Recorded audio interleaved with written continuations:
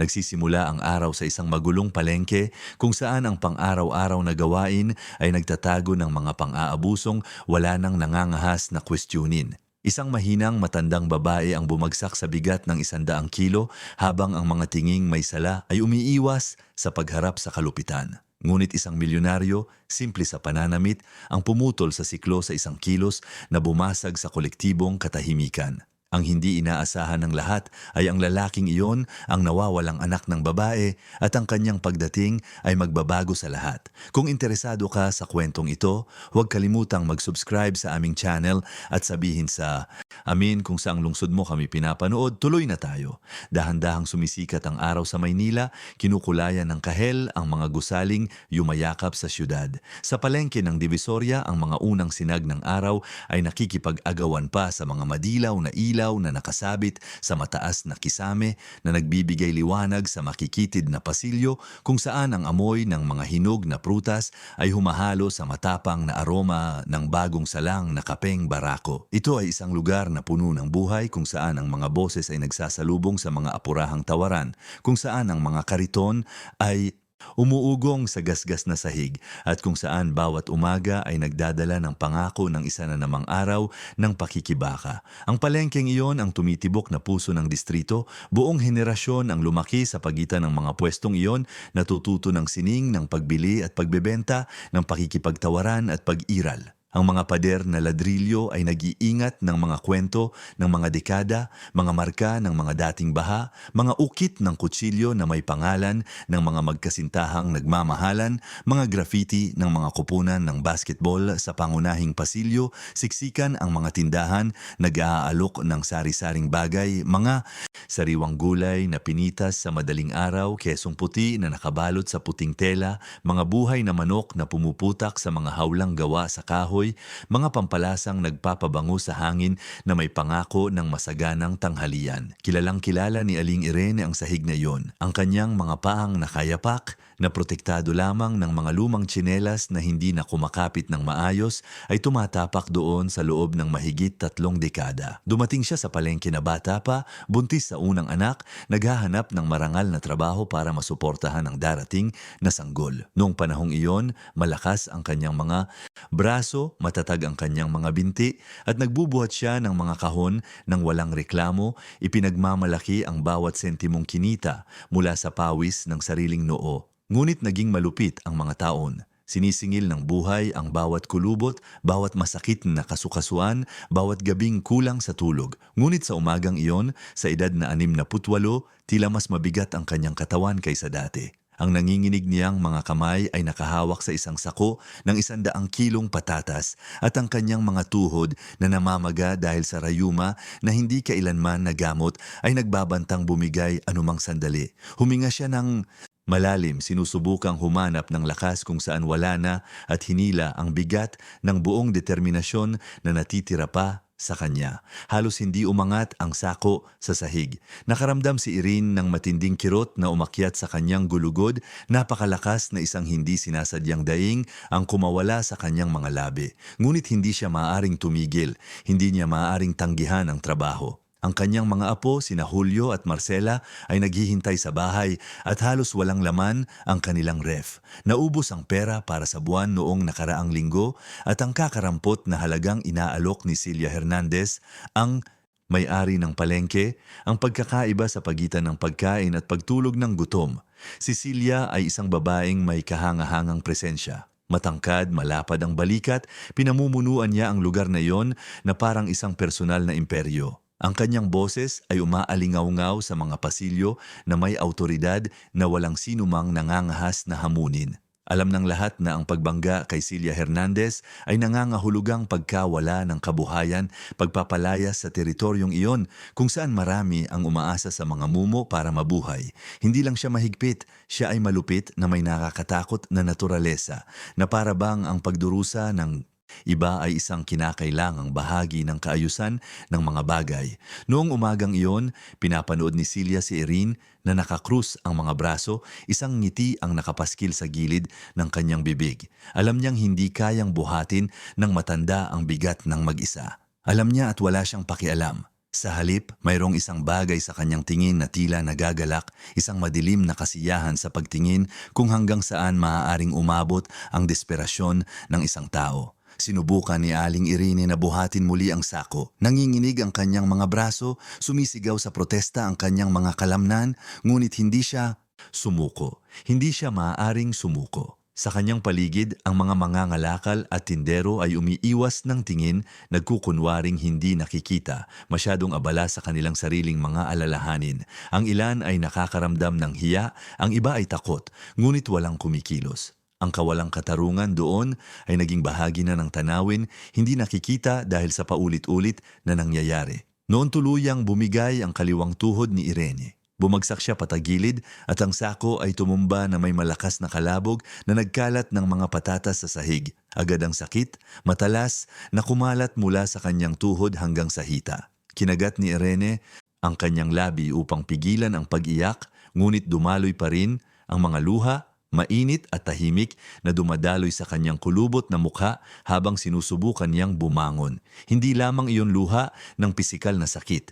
Iyon ay ang kahihiyan ng pagiging naroon, nakahandusay sa maruming sahig, nakalantad sa harap ng napakaraming tingin. Iyon ay ang pagkabigo ng isang katawan na hindi na sumusunod tulad ng dati, ng isang lakas na naubos, dekada-dekada nang hindi kailanman nagkaroon ng pagkakataong makabawi. Iyon ay ang malalim na takot na kung hindi siya makabangon, kung hindi niya matatapos ang trabahong iyon, matutulog na naman ng gutom ang kanyang mga apo at iyon, higit sa anumang sakit, ay hindi matitiis. Lumapit si Celia na may matatag na mga hakbang, ang takong ng kanyang sapatos ay tumutunog sa sahig na parang isang sentensya. Tiningnan niya ang matandang nakahandusay, ang mga nagkalat na patatas, ang mga mangangalakal na ngayon ay nanonood na may hindi maitagong pagkabalisa. Ang kanyang boses ay pumutol sa hangin.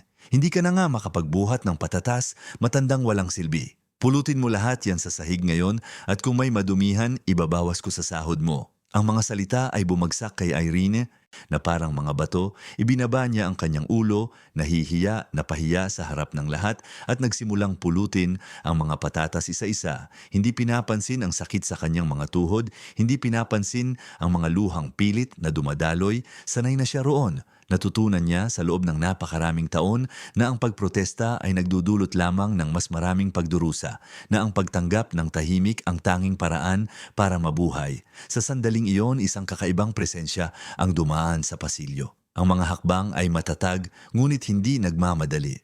Walang labis na ingay, walang pag-aalarma, isang enerhiya lamang na nagpabago sa hangin sa paligid. Ilang tindero ang nagtaas ng ulo, nagtataka. Naramdaman ni Celia bago pa man makita. Mayroong isang tao doon na hindi kabilang sa lugar na iyon, isang taong nagdadala ng tahimik na autoridad, iba sa kanya. Si Rafael Santos ay nakasuot ng madilim na maong at isang puting linen na polo. Simple, walang halatang tatak. Walang anumang bagay sa kanya na sumisigaw ng yaman, ngunit lahat ay nagpapahiwatig ng kontrol. Ang kanyang mga kayumangging mata ay naglilibot sa palengke ng may pansin, inoobserbahan ang bawat detalye, bawat kilos. Naroon siya para sa trabaho, bumibisita sa mga supplier sa rehiyon para sa isang bagong linya ng mga organikong produkto na balak ilunsad ng kanyang grupo ng mga kumpanya. Laging gusto ni Rafael ang ganitong uri ng pagbisita. Malayo sa mga naka-aircon na opisina at walang katapusang mga pulong, mas gusto niyang nasa mismong lugar ng trabaho sa mga bodega, sa mga palengke, nakikita ng malapitan kung paano talaga gumagana ang mga bagay. Natutunan niya mula sa kanyang ama-amahan na ang isang tunay na negosyante ay hindi naguutos mula sa malayo kundi kilala ang bawat bahagi ng kanyang negosyo. At bagaman nakapagtayo si Rafael ng isang kagalang-galang na imperyo, hindi niya kailanman iniwan ang ugali na magtrabaho ng husto kung kinakailangan. Ngunit ang nakita niya noong umagang iyon ay nagpatigil sa kanya sa gitna ng daan. Isang matandang babae nakaluhod sa sahig, namumulot ng mga patatas habang tahimik na umiiyak. Isang isa pang babae nakatayo, nanunood ng may malamig na tingin. Dos-dosenang mga tao sa paligid, lahat ay tahimik, lahat ay kasabwat sa katahimikan. May kung anong kumulo sa loob ni Rafael. Hindi lamang ito galit. Ito ay isang bagay na mas malalim, isang matinding pag-aalsa na hindi niya maipaliwanag. Naramdaman niya na parang ang eksenang iyon ay tumama sa isang lumang sugat, isang nakatagong lugar sa loob niya na bihirang lumitaw. Nang walang pag-aalinlangan, yumuko si Rafael sa tabi ni Aling Irene. Kumuha siya ng ilang patatas mula sa sahig at ibinalik sa sako. Itinaas ng matanda ang kanyang mga mata, nagulat at nakita ang mukha ng isang binatang lalaki, marahil nasa 30 taong gulang, na tumitingin sa kanya ng may kabaitan na hindi na niya inaasahang makikita kahit saan. "Nasaktan po ba kayo, nanay?" sabi niya. Ang boses ay mahina ngunit matatag. "Hindi ninyo po dapat binubuhat ito ng mag-isa." Sinubukang ngumiti ni Irene. Ngunit ito ay isang malungkot, pagod ng ngiti. "Ayos lang, iho. Sanay na ako. Kailangan kong magtrabaho. May mga apo akong binubuhay." Naramdaman ni Rafael na nanikip ang kanyang dibdib. Sanay na. Ang salita ay umalingaw-ngaw sa loob niya na may malalim na kalungkutan. Walang sino man ang dapat masanay sa ganoon. Itinaas niya ang kanyang mga mata at nakita ang tingin ni Celia na ngayon ay nakatitig sa kanya na may halong inis at pagdududa. "Sino ka?" tanong niya. Ang boses ay matigas. "Huwag kang makialam sa hindi mo problema." Dahan-dahang tumayo si Rafael, tinutulungan si Irene na tumayo ng may pag-iingat. Hindi siya agad sumagot. Tinitigan lamang niya si Celia at sa katahimikang iyon ay mayroong isang lakas na hindi niya inaasahan. "Ang pangalan ko ay Rafael Santos at sa tingin ko problema ko ito." Pinaningkitan ni Celia ang kanyang mga mata. Ang pangalan ay hindi lubos na banyaga sa kanya, ngunit hindi niya matukoy. Napansin ni Rafael ang pag-aalinlangan at nagpatuloy, ang boses ay kalmado ngunit puno ng awtoridad. "Ako ang presidente ng Santos Food Corporation. Baka narinig mo na, nagsusupply kami sa karamihan ng mga palengke sa Luzon at narito ako ngayon para suriin ang mga bagong kasosyo sa negosyo." Bahagyang namutla ang mukha ni Celia. Ang Santos Food Corporation ay isang malaking kumpanya sa rehiyon. Kilala ito ng lahat. At kung ang lalaking iyon ay tunay na kung sino ang sinasabi niya, nakagawa siya ng isang malaking pagkakamali sa pagtrato sa kanya ng walang galang. Ngunit si Celia ay hindi basta-basta umaatras. Nagkrus siya ng mga braso, sinusubukang bawiin ang kontrol. "Ito ay panloob na usapin, Ginoong Santos. Nagtatrabaho dito ang matanda dahil gusto niya. Walang pumipilit sa kanya." Humakbang si Rafael at ang kanyang boses, bagaman kontrolado pa rin, ay nagkaroon ng tono ng bakal. Walang pumipilit sa kanya, halos hindi na siya makatayo, nasaktan siya, at pinapahiya ninyo siya sa publiko habang nanonood ang lahat. Hindi ito trabaho, ito ay pagsasamantala. Ang katahimikan na sumunod ay mabigat. Huminto ang mga mangangalakal sa kanilang ginagawa, ang ilan ay dahan-dahang lumapit, nagtataka, ang iba ay umatras, natatakot na masangkot. Naramdaman ni Celia ang tingin ng lahat sa kanya at sa unang pagkakataon sa loob ng maraming taon, naramdaman niyang nanghina ang kanyang kapangyarihan. Si Irene sa kabilang banda ay natataranta, hinila niya ng bahagya ang manggas ni Rafael, ang boses ay nanginginig. "Pakiusap, iho, huwag ka nang makialam. Ayos lang ako." "Talaga, ayaw ko ng gulo. Baka paalisin ako ni Doña Celia at wala na akong kikitain." Tiningnan siya ni Rafael at ang nakita niya sa mga pagod na matang iyon ay dumurog sa kanyang puso. Takot, pagsuko, isang babaeng natutong tanggapin ang hindi katanggap-tanggap dahil mas masahol pa ang alternatibo. Hinawakan niya ng bahagya ang kanyang balikat ng may delikadesa. "Hindi po kayo mawawala ng anuman, pangako, at walang mananakit sa inyo." Tumawa si Celia ng malakas, sinusubukang bawiin ang kontrol.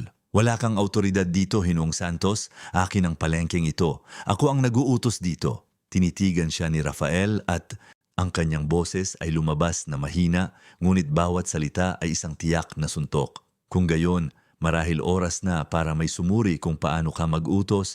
Hihiling ako ng isang kumpletong inspeksyon sa lugar na ito, mga kondisyon sa pagtatrabaho, kaligtasan, mga kontrata, lahat.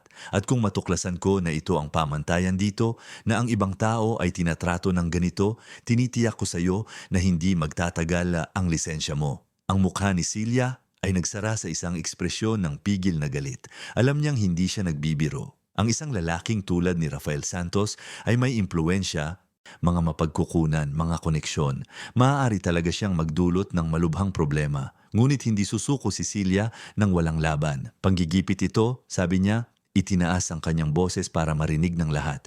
Bigla na lang sumulpot ang lalaking ito, nakikialam kung saan hindi siya dapat at ngayon gusto niyang ipasara ang aking marangal na negosyo. Marangal, ulit ni Rafael, ang boses ay puno ng mapait na kabalintunaan. Tumingin ka sa paligid, Doña Celia. Tingnan mo ang takot sa mga mata ng lahat dito. Hindi ito karangalan, ito ay paniniil. Si Irene, natatakot, ay sinusubukang lumayo, ngunit hinawakan ni Rafael ang kanyang kamay ng may kabaitan. Hindi mo na kailangang buhatin ang bigat na ito ng mag-isa. Titiyakin kong makakatanggap ka ng tulong. Umiling si Aling Irene, muling dumaloy ang mga luha. Hindi ninyo naiintindihan, kailangan ko ng pera. May 2 akong apo sa bahay. Umaasa sila sa akin. Kung hindi ako magtatrabaho, magugutom sila. May naramdaman si Rafael na malalim na kumilos sa loob niya. Ang mga salitang iyon ay tumama sa isang sensitibong bahagi na hindi niya alam na mayroon. Mga apo, responsibilidad, kaligtasan. Bigla, hindi na lamang isang matandang babaeng pinagsasamantalahan ang nakikita niya. Nakikita niya ang isang buong kwento ng sakit, ng sakripisyo, ng isang buong buhay na nagbubuhat ng mga pasanin na hindi niya dapat binuhat ng mag-isa. Ilang taon na po ang mga apo ninyo? Tanong niya, malumanay. 15 si Julio, 12 si Marcela, sagot ni Irene. Ang boses ay garalgal. Inaalagaan ko sila mula nang pumanaw ang kanilang ina. Sila na lang ang mayroon ako. Tumango si Rafael at isang bagong determinasyon ang pumuno sa kanya. Tutulungan ko kayo, hindi sa pamamagitan ng limos, kundi may dignidad. Magbibigay ako ng isang makatarungang trabaho na may disenteng sahod at titiyakin kong magkakaroon ng sapat ang inyong mga apo. Suminghal si Celia, hindi makapaniwala. Anong kwentong engkanto yan? Halos hindi mo kilala ang babaeng yan at gusto mo nang maging bayani? Humarap sa kanya si Rafael at ang kanyang tingin ay matigas na parang granito. Hindi ako nagpapanggap na bayani, ginagawa ko lang ang gagawin ng sinumang disenteng tao at kung hindi ninyo iyan maintindihan, talagang hindi kayo dapat namumuno sa kahit anong lugar. Ang tensyon ay ramdam na ramdam. Nagbubulungan ang mga mangangalakal. Ang ilan ay tahimik na sumusuporta kay Rafael, ang iba ay natatakot sa mga kahihinatnan. Alam ni Celia na nawalan siya ng kontrol, ngunit hindi niya tatanggapin iyon ng basta-basta. Magsisisi ka rito, sabi niya, ang boses ay mahina at nagbabanta. Hindi mo alam kung sino ang kinakalaban mo. Bahagyang ngumiti si Rafael, walang katuwaan. Sa totoo lang, sa tingin ko, kayo ang hindi nakakaalam. Hanggang sa muli, Doña Celia. Tumalikod siya, tinutulungan si Aling Irene na maglakad palabas ng palengke. Nanginginig siya, gulat pa rin sa lahat ng nangyari. Isang bahagi niya ay hindi makapaniwala na totoo iyon. Walang sino man ang kailanman na pumanig sa kanya sa ganong paraan. Walang sino man ang kailanman na humarap kay Celia Hernandez para sa kanya. Habang naglalakad sila sa mga pasilyo, may kakaibang nararamdaman si Rafael na lumalaki sa loob niya, isang pagkabalisa na hindi niya mapangalanan. Tiningnan niya ang mahinang babae sa kanyang tabi, ang mga kalyadong kamay, ang mukha na minarkahan ng panahon at pagdurusa, at naramdaman niya na parang nakatingin siya sa isang bagay na pamilyar, na parang sa isang hindi maipaliwanag na paraan. Ang sakit na yon ay hindi lamang sa kanya. Ito ay isang absurdong pakiramdam. Alam niya, kakakilala lang niya sa babaeng iyon. Walang lohikal na dahilan para makaramdam ng ganoong kalalim na koneksyon sa sitwasyong iyon. Ngunit ang totoo ay lumaki si Rafael na may palaging pakiramdam ng pagiging iba, isang tahimik na pagkabalisa na hindi kailanman lubusang nawawala. Ang kanyang mga umampong magulang, sina Antonio at Marta Santos, ay ibinigay sa kanya ang lahat. Edukasyon sa pinakamahusay na mga paaralan, mga paglalakbay sa ibang bansa, isang maningning na hinaharap. Ngunit palaging may isang pirasong nawawala sa palaisipan ng kanyang sariling buhay, isang tanong na walang sagot na nakabitin sa kanyang pag-iral. Sino ba talaga siya? Saan siya nanggaling? Bakit? Kahit na napapaligiran ng karangyaan at mga oportunidad, nararamdaman niya ang kakaibang kawalan, ang lamig na iyon na walang kumot na makapagpapainit, ngunit hindi niya maintindihan kung bakit. Ang bahay ni Aling Irene ay nasa isang makitid na eskinita sa Quiapo kung saan ang mga nagbabalat na pader at hindi pantay na mga bangketa ay nagsasalaysay ng kwento ng isang lugar na kinalimutan ng pagunlad. Ito ay isang simpleng bahay na may 3 masisikip na silid, na may bubong na yero na sobrang init sa tag-araw at nagpapapasok ng lamig sa taglamig. Ang mga pader ay gawa sa ladrilyo, hindi kailanman napalitan dahil sa kakulangan ng pera, at ang bakal na gate ay may lumang kalawang na hindi na matatakpan ng anumang pintura. Ngunit doon itinayo ni Irene ang kanyang tahanan kung saan pinalaki niya ang mga anak at ngayon ay nagpapalaki ng mga apo kung saan bawat sulok ay nag-iingat ng mga alaala ng isang buong buhay ng pakikibaka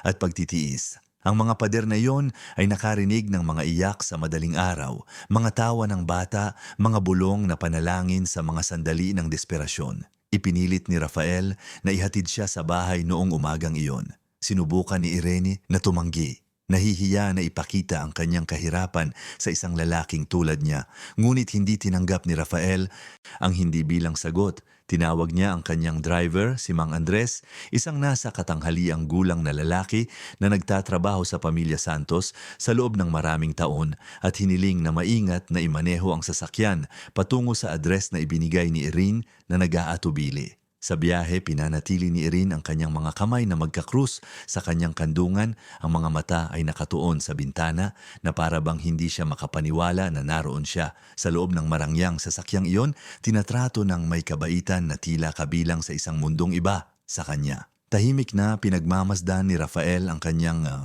profile. Napapansin ang bawat detalye ng minarkahang mukha, bawat malalim na kulubot na gumuguhit ng isang mapa ng naipon na pagdurusa. Mayroong isang bagay sa babaeng iyon na nakakaantig sa kanya sa isang hindi maipaliwanag na paraan. Hindi lamang ito awa, ito ay isang bagay na mas malalim, na para bang nakatingin siya sa isang bahagi ng kanyang sarili na hindi niya kailanman nakilala. Ang pakiramdam ay nakakabagabag sa kanya dahil wala itong katuturan.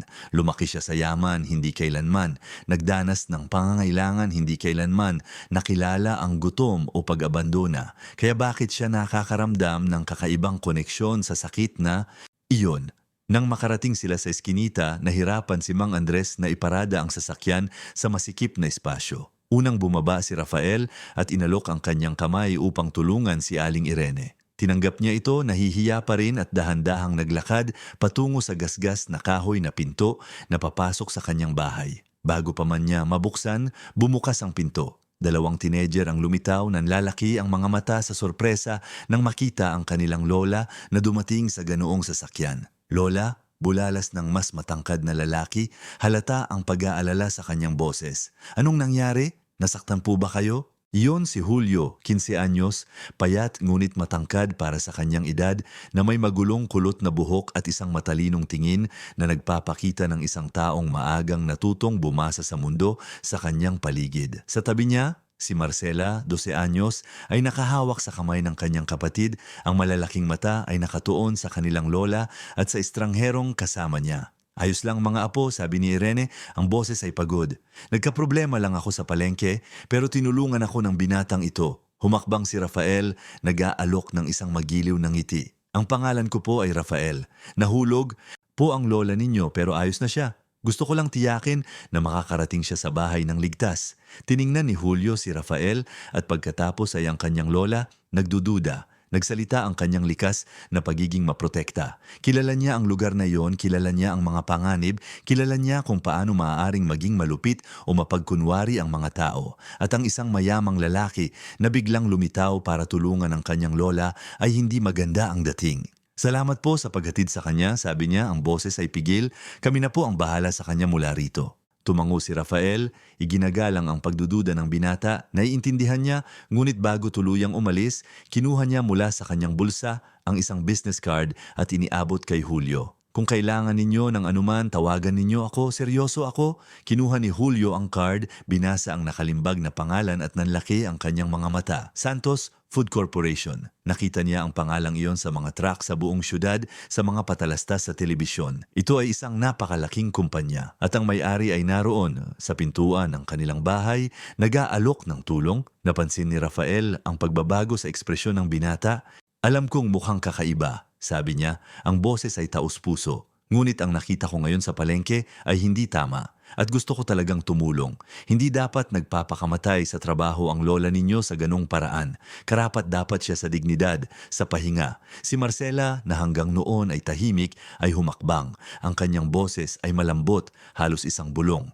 Nangangako po ba kayo na hindi ninyo sasaktan si Lola? Kasi marami na pong nangako na tutulong pero lalo lang pinalala ang sitwasyon. Yumuko si Rafael para maging kapantay ng bata, direktang tumingin sa kanyang mga mata. Nangangako ako, hindi ko hahayaang may masamang mangyari sa kanya o sa inyo. Mayroong labis na katapatan sa tingin na yon na kahit si Julio sa lahat ng kanyang natural na pagdududa ay naramdaman na may lumuwag sa loob niya. Marahil ang lalaking ito ay talagang iba. Si Aling Irene na nakasandal sa hamba ng pinto ay pinapanood ang eksena na may naninikip na puso. Nakikita niya sa tingin ni Rafael ang isang bagay na hindi niya mapangalanan, isang lambing na tila higit pa sa simpleng kabaitan. At kapag tinitingnan niya ang kanyang mga apo, mayroong isang kislap sa kanyang mga mata na nakakakalito sa kanya. Para bang may nakikita siyang higit pa sa kung ano ang nasa harapan niya, na para bang may hinahanap siyang isang bagay na kahit siya mismo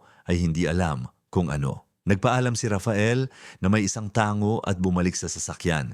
Si Mang Andres ay nasa manibela na, naghihintay. Bago pumasok, muling tiningnan ni Rafael ang hamak na bahay na iyon, ang pamilyang iyon na halos hindi niya kilala, ngunit sumasakop na sa isang kakaibang espasyo sa kanyang dibdib. Pagbalik sa opisina, hindi makapag-concentrate si Rafael sa mga naka-schedule na pulong. Ang kanyang isip ay patuloy na bumabalik sa palengke kay Aling Irene, sa dalawang tinedayar na iyon na tumitingin sa mundo na may halong pag-asa at pagdududa. Kinansela niya ang kanyang agenda sa hapon at tinawagan si Patricia Reyes, ang kanyang pinagkakatiwalaang abogada at matagal ng kaibigan. Si Patricia ay isang babaeng nasa 40 taong gulang, mahusay at direkta na tumulong kay Rafael na itayo ang legal na imperyo na nagpoprotekta sa kanyang mga negosyo. Pumasok siya sa opisina na may matatag na mga hakbang, dala ang kanyang leather na briefcase at isang nagtatakang ekspresyon. Anong nangyari, Raf? Kakaiba ang tono mo sa telepono. Ikinuwento ni Rafael ang lahat. Ang palengke, si Celia Hernandez, si Aling Irene, ang pagkahulog, ang pampublikong kahihiyan, ang pagkikita sa mga apo. Nagsalita siya tungkol sa kakaibang pakiramdam na pumuno sa kanya kung paano hindi niya mapigilang isipin ang sitwasyong iyon. Tahimik na nakinig si Patricia, gumagawa ng mga mental na tala. Nang matapos si Rafael, bumuntong hininga siya at nag-krus ng mga braso. Gusto mong imbestigahan ko, sabi niya. Hindi ito isang tanong. Gusto ko, kumpirma ni Rafael, gusto kong malaman ang lahat tungkol sa palengkeng iyon. Mga kondisyon sa pagtatrabaho, mga lisensya, mga dating reklamo, lahat. At gusto ko ng impormasyon tungkol kay Celia Hernandez. Sino siya? Saan siya nanggaling? Paano niya nakuha ang lugar na iyon? May nagsasabi sa akin na marami pang nakatago sa likod ng kanyang imahe. Tumango si Patricia. Ilalagay ko ang aking team dito ngayon din. Pero Raf, huminto siya, maingat na pinipili ang kanyang mga salita.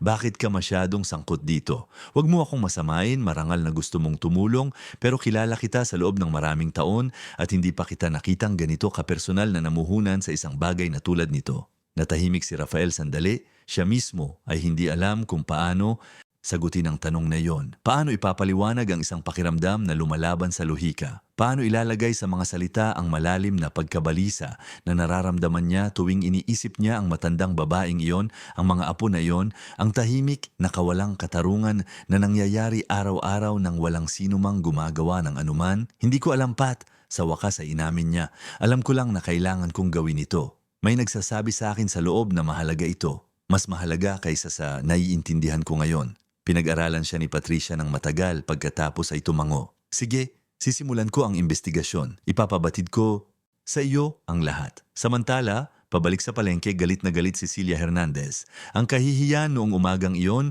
ay nag-aalab na parang apoy sa loob niya. Sino ang akala ng mayabang na negosyanteng iyon para lumitaw doon at hamunin siya sa harap ng lahat? Itinayo niya ang kanyang imperyo gamit ang kanyang sariling mga kamay, nakipaglaban para makuha ang bawat sentimetro ng lugar na iyon at hindi niya hahayaang may sinumang magbanta sa kanyang autoridad. Ipinatawag niya ang dalawa sa kanyang mga pinagkakatiwalaang tauhan, sina Sergio at Walter, mga mangangalakal na may utang na loob sa kanya at nagbubulag-bulagan sa kanyang mga gawain kapalit ng mga pribilehiyong posisyon sa palengke. Gusto kong bantayan ninyo ang matandang iyon, utos ni Celia. Ang boses ay mahina, ngunit matatag. Kung babalik siya rito, gusto kong malaman. At kung muling magpakita ang Rafael Santos na iyon, abisuhan ninyo ako agad, walang sinumang magpapahiya sa akin at makakatakas ng walang parusa. Nagkatinginan sina Sergio at Walter. Pareho nilang alam na kayang gumawa ni Celia ng mga kahindik-hindik na bagay kapag nararamdaman niyang nanganganib siya. Ngunit alam din nila na ang pakikialam sa isang negosyanteng tulad ni Rafael Santos ay maaaring magdulot ng mas malalaking problema kaysa sa inaakala ni Celia. Gayunpaman, tumango sila. Wala silang pagpipilian. Noong gabing iyon sa bahay ng mga Santos, tahimik na naghahapunan si Rafael kasama ang kanyang mga magulang. Si Antonio Santos, isang lalaking may kulay abong buhok at matigas na tindig, ay pinapanood ang kanyang anak ng may pag-aalala. Si Martha, ang kanyang asawa, isang eleganting babaeng nasa katanghaliang gulang, ay hinahalo ang pagkain sa kanyang plato nang hindi kumakain, nararamdaman ang tensyon sa hangin. Masyado kang tahimik, anak, sa wakas ay sabi ni Antonio. May nangyari ba? Itinaas ni Rafael ang kanyang mga mata mula sa plato. Sandali, isinaalang-alang niyang sabihin ang nangyari sa palengke, ngunit may pumipigil sa kanya, isang panloob na boses na bumubulong ng pag-iingat na nagsasabing maghintay, na unawain muna ang sitwasyong iyon bago isali ang kanyang mga magulang. Pagod lang, Itay, maraming pulong ngayon.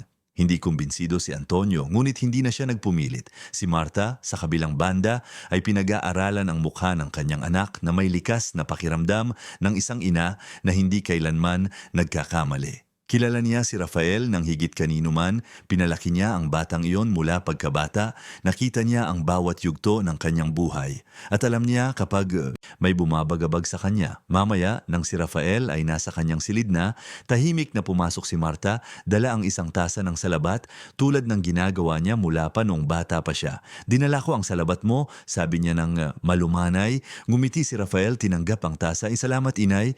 Umupo si Martha sa gilid ng kama, pinapanood ang kanyang anak. Alam mo na maaari kang makipag-usap sa akin tungkol sa kahit ano, di ba? Hinawakan ni Rafael ang tasa sa pagitan ng kanyang mga kamay. Nararamdaman ang init na kumakalat sa kanyang mga daliri. Inay, nagsimula siya, nag-aatubili.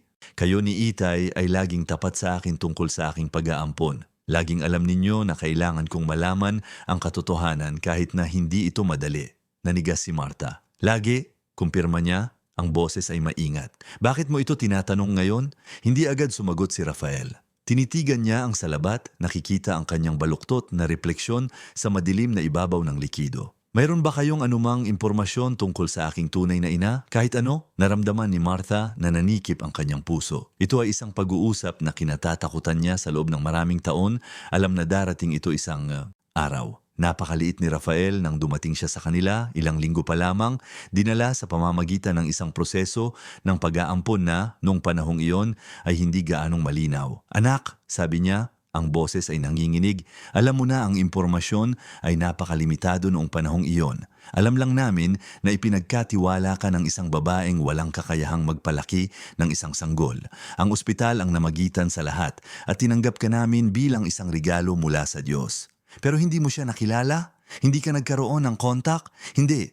Lahat ay ginawa sa pamamagitan ng mga tagapamagitan. Sinabi sa amin na mas mabuti iyon para protektahan ang lahat ng panig. Dahan-dahang tumango si Rafael, ngunit isang pagkabalisa ang lumalaki sa loob niya. Ang mga salitang iyon, protektahan ang lahat ng panig, ay walang laman. Sino ang pinoprotektahan at mula saan, hindi niya sinabi ang alinman dito sa kanyang ina. Uminom lamang siya ng salabat at nagbago ng usapan. Ngunit noong gabing iyon, nang sa wakas ay humiga na siya, hindi makatulog si Rafael. Ang kanyang isip ay umiikot, laging bumabalik sa iisang punto. Si Aling Irene, ang kanyang mga pagod na mata, ang kanyang nanginginig na mga kamay, at ang patuloy na pakiramdam na mayroong isang bagay na napakahalaga na hindi pa niya nakikita. Kinabukasan ng umaga, maagang tumawag si Patricia.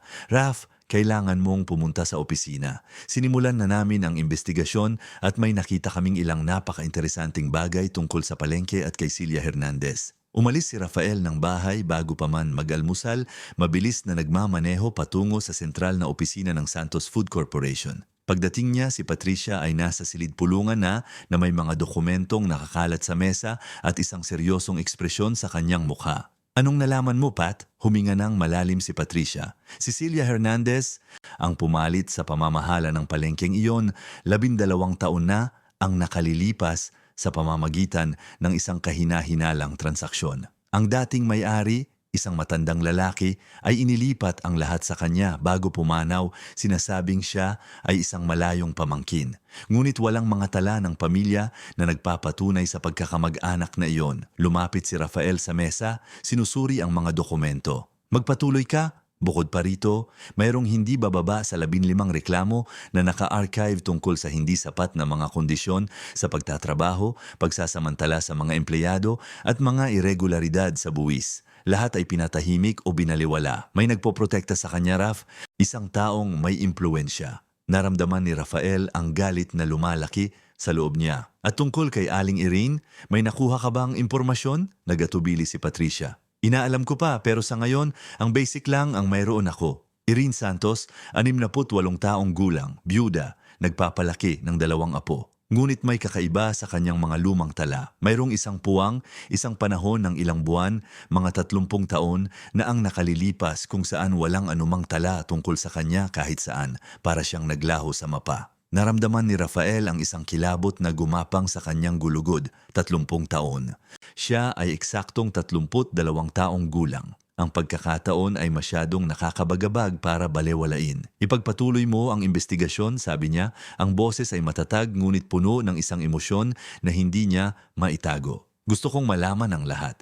Lahat-lahat. Tumango si Patricia ngunit tiningnan ang kanyang kaibigan ng may pag-aalala. Rafael, saan ito patungo? Hindi niya alam kung paano sumagot. Ngunit may isang bagay na malalim sa loob niya na bumubulong na malapit na niyang matuklasan ang isang katotohanan na magbabago sa lahat. Sa mga sumunod na araw, nahati si Rafael sa pagitan ng kanyang mga tungkulin sa negosyo at isang lumalaking obsesyon na tuklasin ang misteryong bumabalot sa palengke ng Divisoria at lalo na kay Aling Irene. Bawat pulong sa negosyo ay tila walang katapusan, bawat ulat sa pananalapi ay tila walang kabuluhan sa harap ng paghahanap na iyon ng mga sagot na kumukonsumo sa kanyang mga iniisip araw at gabi. Kinakansela niya ang mga appointment, ipinagpapaliban ang mahahalagang desisyon, ipinapasa ang mga responsibilidad na karaniwan niyang personal na kinokontrol. Nagkomento ang kanyang mga tauhan sa isa't isa tungkol sa pagbabago sa pag-uugali ng kanilang boss, ngunit walang nangahas na magtanong kung ano ang nangyayari. Walang tigil na nagtrabaho, si Patricia pinakilos ang isang pangkat ng mga pribadong investigador at mga dalubhasang abogado upang suriin ang bawat dokumento, bawat tala, bawat pahiwatig na maaaring magbunyag ng katotohanan sa likod ng kwentong iyon. Siya mismo ay halos hindi natutulog, ginugugol ang buong gabi sa mga maalikabok na archive, tumatawag sa mga lumang kontak, pinipilit ang mga nag-aatubiling opisyal ng gobyerno na buksan ang mga drawer na matagal nang nakasara. Ang unang malaking tuklas ay dumating noong Huwebes ng hapon nang pumasok si Patricia sa opisina ni Rafael na may seryosong ekspresyon at isang folder na puno ng mga lumang dokumento. Isinara niya ang pinto sa likod niya at umupo sa harap niya nang hindi naghihintay ng paanyaya. Kailangan mong makita ito, sabi niya.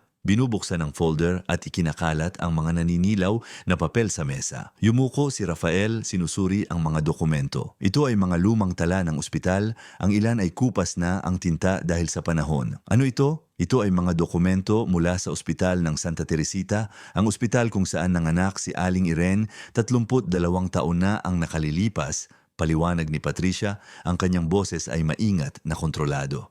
Nakuha ko ito sa pamamagitan ng isang kontak na nagtrabaho doon noon. Raf, ang ospital na yon ay sangkot sa isang napakaruming bagay. Naramdaman ni Rafael na bumilis ang tibok ng kanyang puso. Anong ibig mong sabihin? Huminga ng malalim si Patricia bago magpatuloy.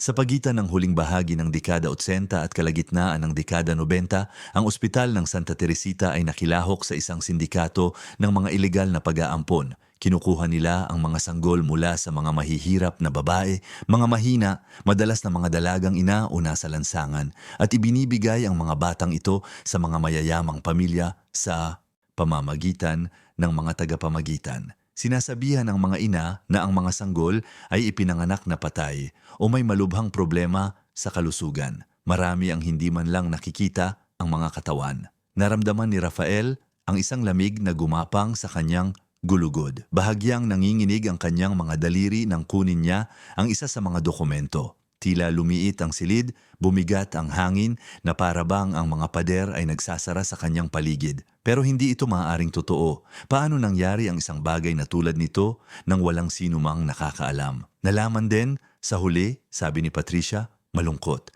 Nagkaroon ng investigasyon noong huling bahagi ng dekada 90, ngunit pinatahimik ito. Mga makapangyarihang tao ang sangkot, mga lokal na politiko, mga maimpluwensyang doktor, mga abogado. Ang iskandalo ay inilibing bago pa man ito tuluyang lumabas. Nagbago ng pamamahala ang ospital, ilang empleyado ang inilipat at lahat ay itinago sa ilalim ng alpombra.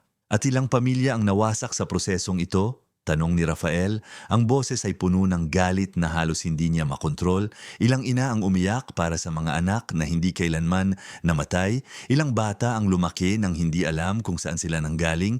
Tiningnan siya ni Patricia ng may malalim na kalungkutan. Sa mga tala na nakuha namin, mayroong hindi bababa sa 30 dokumentadong kaso.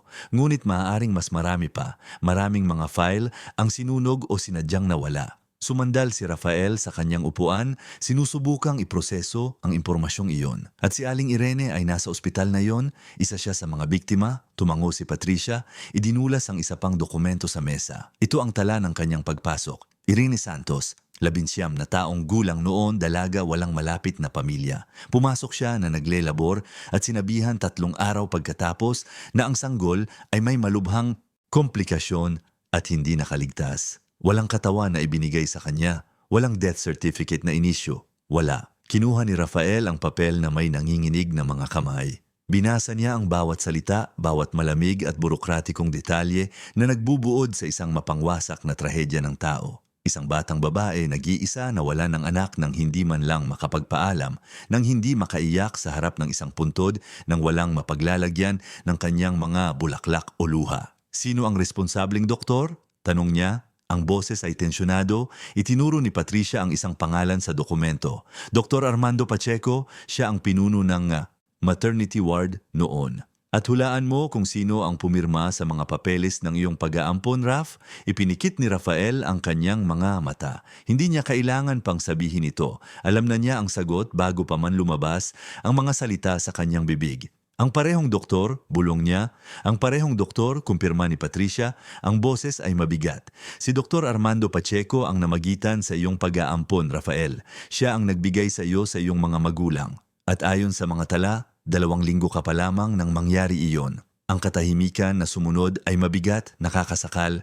Naramdaman ni Rafael na parang bumubukas ang sahig sa ilalim ng kanyang mga paa, na parang ang buong katotohanan na alam niya ay nagkakapira-piraso. Hindi ito maaaring totoo, hindi maaaring ang buong buhay niya ay itinayo sa isang kasinungalingan na napakalupit, napaka hindi makatao. Bawat alaala ng pagkabata ay nagkaroon ngayon ng bagong kahulugan, isang bagong kulay. Ang mga birthday party, ang mga mamahaling regalo, ang mga paglalakbay ng pamilya, lahat ay tila nabahiran ng isang kahindik-hindik na katotohanan na hindi niya kailanman naisip. Alam ba ng kanyang mga magulang, sila ba ay may kamalayang kasabwat o mga biktima lamang ng isang tiwaling sistema na nagbebenta ng mga sanggol na parang mga kalakal? Sinasabi mo na ninakaw ako. Sabi niya, ang boses ay paos, na ang aking tunay na ina ay hindi ako kusang loob na ibinigay, kundi inagaw ako sa kanya. Yumuko si Patricia, hinawakan ng bahagya ang kanyang kamay. Raf, wala pa akong lahat ng ebidensya. Kailangan ko pa ng mas maraming oras para kumpirmahin ang lahat. Ngunit ang mga pagkakataon ay masyadong malaki para balewalain. Ang parehong ospital, ang parehong doktor, ang parehong panahon. At si Aling Irene ay eksaktong nasa tamang edad para maging iyong ina. Siya ay isang teenager ng mabuntis na nagpapaliwanag kung bakit siya nag-iisa at mahina. Biglang tumayo si Rafael, naglakad patungo sa bintana. Sa labas, ang Maynila ay nakalatag sa ilalim ng araw ng hapon, walang pakialam sa kaguluhang nararamdaman niya sa loob. Paano siya magpapatuloy na mabuhay na parang walang nagbago? Paano niya titingnan sa mga mata ang kanyang mga umampong magulang at hindi makaramdam ng galit, pagtataksil, sakit? Ngunit mayroon ding isa pang emosyon, mas nakakalito, mas mahirap pangalanan. Kung totoo yon, kung si Aling Irene ay talagang kanyang ina, kung gayon mayroon siyang pamilya na hindi niya alam na mayroon. Mayroon Siyang ina na nagdusa para sa kanya sa buong buhay niya na dinala ang pagkawala na iyon bilang isang bukas na sugat na hindi kailanman naghilom. At mayroon siyang mga pamangkin sina Julio at Marcela na sa katunayan ay kanyang mga kapatid sa ina. Kailangan ko ng katiyakan, Pat. Sabi niya, nakatalikod pa rin sa kanya. Kailangan ko ng konkretong ebidensya. Isang DNA test, isang bagay na hindi mag-iiwan ng duda. Tumango si Patricia. Iniisip ko na rin yan. Ngunit para gawin ang test, kakailanganin mo ng sample mula sa kanya. At nangangahulugan iyon na kailangan mong sabihin sa kanya ang iyong mga hinala. Ipinikit ni Rafael ang kanyang mga mata. Hindi pa. Gusto ko munang makasiguro. Hindi ako maaaring lumitaw sa buhay niya na may ganitong kwento nang walang matibay na ebidensya. Masyadong malupit iyon. Kung gayon, kailangan nating maging malikhain, sabi ni Patricia, pero hahanap ako ng paraan. Samantala, sa hamak na bahay sa Quiapo, ginugol ni Aling Irene ang kanyang mga araw sa isang pagkabalisa na hindi niya maipaliwanag. Mula nang makilala si Rafael, may nagbago sa loob niya. Para bang isang pintong nakasara sa loob ng mga dekada ay bahagyang bumukas, nagpapapasok ng isang masakit, ngunit kinakailangang liwanag. Nahuhuli niya ang kanyang sarili na iniisip ang binatang iyon, ang kanyang magiliw na mga mata, ang paraan ng pagtingin niya sa kanya at sa kanyang mga apo. Mayroong isang bagay sa tingin na iyon na nagpapaalala sa kanya ng isang bagay na malayo, isang bagay na nawala sa kanya ng napakatagal na hindi na niya alam kung ito ay tunay na alaala o isang paulit-ulit na panaginip lamang. Napansin ni Julio ang pagbabago sa kanyang lola. Mas matagal siyang nakaupo sa lumang tumba-tumba sa kanilang bakuran, nakatingin sa langit na may malayong ekspresyon na para bang nakikipag-usap sa mga multo ng nakaraan. "Lola, anong nangyayari?" tanong niya isang hapon, umupo sa sahig sa tabi niya. Malungkot na ngumiti si Irene, hinaplos ang kulot na buhok ng kanyang apo. "Iniisip ko lang ang buhay, anak. Sa napakaraming bagay na lumipas, sa napakaraming bagay na nawala sa akin sa daan. Iniisip ninyo po yung lalaki si Rafaela, di ba?" tanong ni Marcela, lumitaw sa pinto na may isang baso ng malamig na tubig. Dahan-dahang tumango si Irene. "Hindi ko maipaliwanag, mga apo, pero nang tingnan ko siya, may naramdaman akong kakaiba sa dibdib ko. Para bang kilala ko na siya mula sa kung saan na para bang mahalaga siya sa isang paraan na hindi ko maintindihan." Nagkatinginan sina Julio at Marcela, pareho nilang alam na bihirang magsalita ang kanilang lola tungkol sa nakaraan, tungkol sa mga anak na nawala sa kanya, tungkol sa mga sakit na dala niya ng tahimik. Ngunit sa sandaling iyon, tila may gumagalaw sa loob niya isang bagay na luma at malalim na humihiling na lumabas sa ibabaw. "Lola," malumanay na sabi ni Julio, "hindi ninyo po ikinuwento ng maayos ang tungkol sa aming tiyuhin. Ang anak ninyo na pumanaw noong sanggol pa." Ipinikit ni Irene ang kanyang mga mata at nagsimulang dumaloy ang mga luha ng tahimik sa kanyang mukha. "Ayokong pag-usapan yon, anak, sobrang sakit." Lumuhod si Marcela sa tabi ng kanyang lola, hinawakan ang kanyang kamay. "Alam po namin, Lola, pero minsan ang pagsasalita ay nakakatulong para hindi gaanong bumigat ang sakit." Huminga ng malalim si Irene, sinusubukang humanap ng lakas para ilagay sa mga salita ang isang sakit na itinago niya sa loob ng mahigit 3 dekada. "Napakaliit niya noong ipinanganak, kasya siya sa palad ko, bata pa ako, nag-iisa, natatakot, walang sino mang tumutulong sa akin. Nang magsimula akong mag-labor, dinala ako ng isang kapitbahay sa ospital sa Santa Teresita. Sobrang sakit, sobrang takot, pero masaya rin ako dahil makikilala ko na ang aking sanggol." Huminto siya, nilulunok ang iyak na nagbabantang pumutol sa kanyang boses. Ang mga alaala ay bumabalik na may masakit na kalinawan na para bang kahapon lamang nangyari at hindi mahigit 3 dekada na ang nakalilipas. Naaalala pa niya ang amoy ng ospital, ang mga berdeng at malamig na pader, ang ingay ng mga metal na kariton na dumadaan sa mga pasilyo. Naaalala niya ang sakit ng panganganak, ang pakiramdam ng ginhawa na may halong takot, nang sa wakas ay narinig niya ang iyak ng sanggol. Ito ay isang malakas, malusog na iyak na pumuno sa kanyang puso ng pag-asa. Pero pagkatapos niyang ipanganak, hindi nila ako pinayagang makita siya ng maayos. Sinabi nila na may problema siya na kailangan niyang manatili sa incubator. 3 araw akong nanatili sa ospital na yon, humihiling na makita ang aking anak, nagmamakaawa. At sa 3 araw, isang nurse ang dumating at sinabing hindi siya nakaligtas, na pumanaw siya sa gabi. Ang paraan ng pagsabi nila, patuloy ni Irene, ang boses ay nanginginig, ay napakalamig, napakabilis. Para bang tinatanggal nila ang isang pasanin, na para bang ang aking sanggol ay isa lamang problema Nanalutas. Gusto kong sumigaw, gusto kong makipag-away, pero napakabata ko, napakatakot, at sila ay mga doktor, mga importanteng tao, sino ang maniniwala sa akin? Naramdaman ni Julio na nanikip ang kanyang dibdib. At ibinigay po ba nila ang katawan sa inyo? Umiling si Irene, ang mga luha ay malayang dumadaloy na ngayon. Hindi, sinabi nila na hindi maganda para sa akin na makita, na mas mabuting alalahanin ko siya sa kung ano siya. Nagmakaawa ako, sumigaw pero walang nangyari. Pinaalis nila ako at hindi ko na nalaman ang anuman tungkol sa aking anak. Hindi ko siya nailibing, hindi ako nakapagpaalam. Umiiyak na rin si Marcela kasama ang kanyang lola, mahigpit na hawak ang kanyang kamay. Napakawalang katarungan lola, hindi ninyo po dapat dinanas iyon.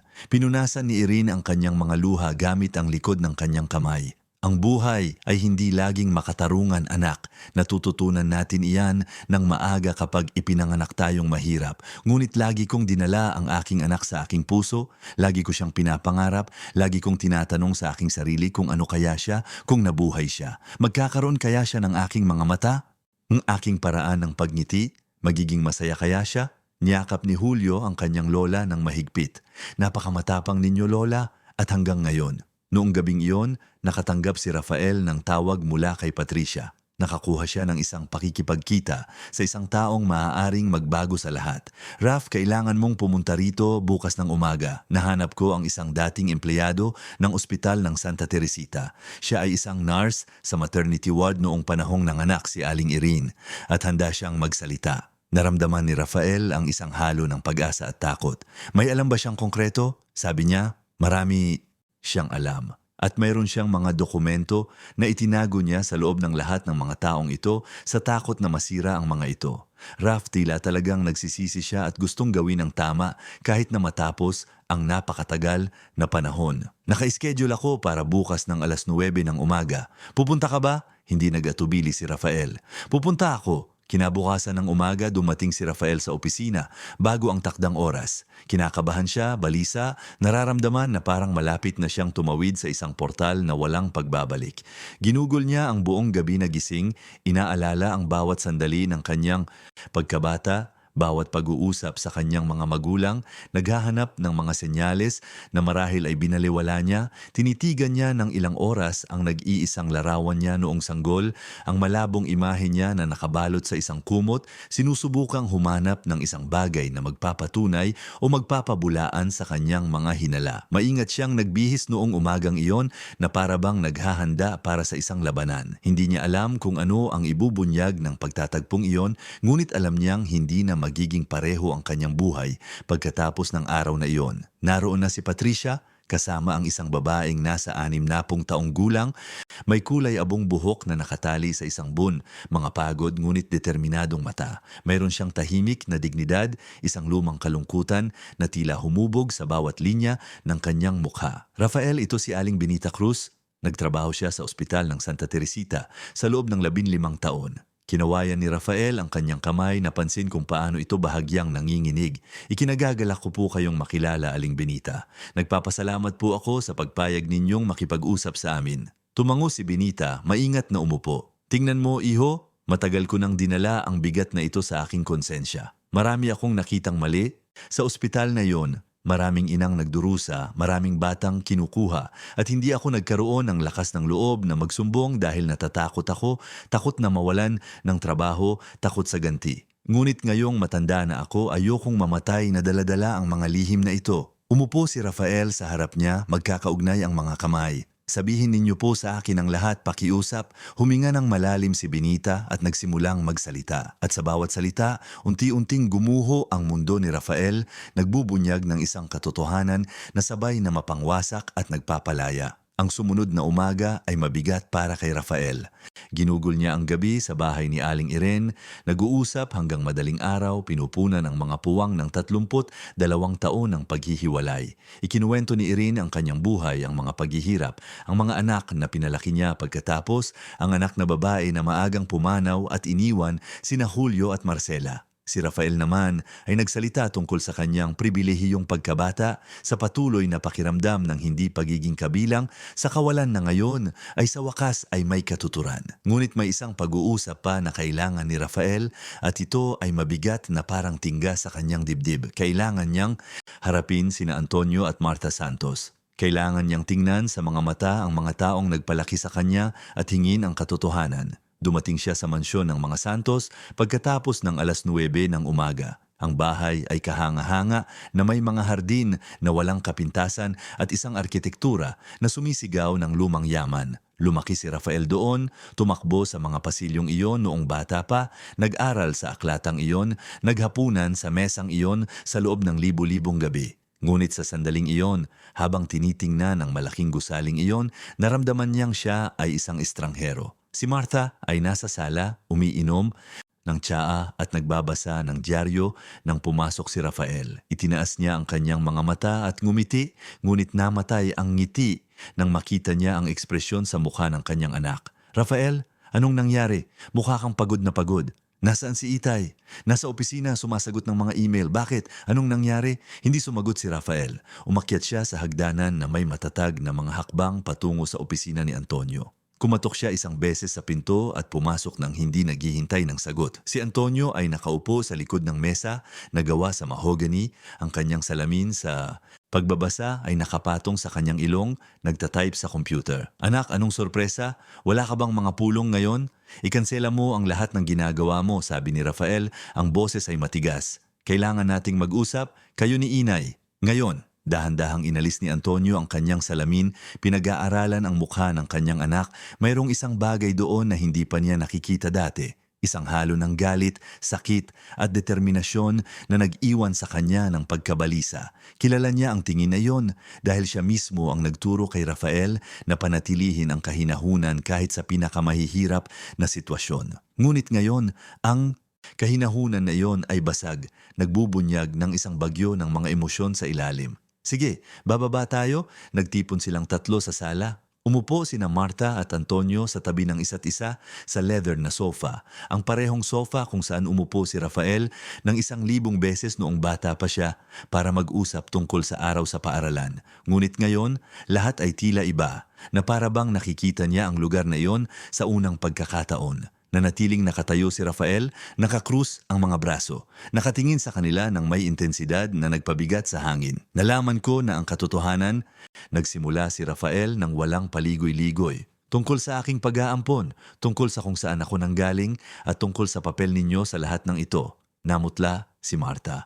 Rafael, ano ang sinasabi mo? Sinasabi ko ang tungkol sa ospital ng Santa Teresita, sa sindikato ng mga ilegal na pag-aampon, sa mga batang ninakaw mula sa mga mahihinang ina at ibinenta sa mga mayayamang pamilya. Sinasabi ko, huminto siya, kinokontrol ang emosyon, ang tungkol sa aking tunay na ina na ginugol ang 32 taon na naniniwalang ipinanganak akong patay. Ang katahimikan na sumunod ay nakakabingi. Ipinikit ni Antonio ang kanyang mga mata at dinala ni Martha ang kanyang kamay sa kanyang bibig, pinipigilan ng isang hikbi. Alam ninyo, patuloy ni Rafael, ang boses ay nanginginig. Alam ninyo na ang pag-aampon na iyon ay hindi legal. Alam ninyo na ninakaw ako sa isang tao. Hindi ganoon, sabi ni Antonio, ang boses ay paos. Hindi ganoon ang sinabi sa amin. Kung gayon, sabihin ninyo sa akin kung paano. Halos sumigaw si Rafael. Sabihin ninyo sa akin ang katotohanan kahit ngayon lang. Nagsimulang umiyak si Martha at inakbayan siya ni Antonio. Nang magsimula siyang magsalita, ang kanyang boses ay puno ng isang lumang pagkakasala na sa wakas ay lumalabas. Sinubukan naming magkaanak sa loob ng maraming taon, anak. Sinubukan namin ang mga paggamot, mga pamamaraan, lahat.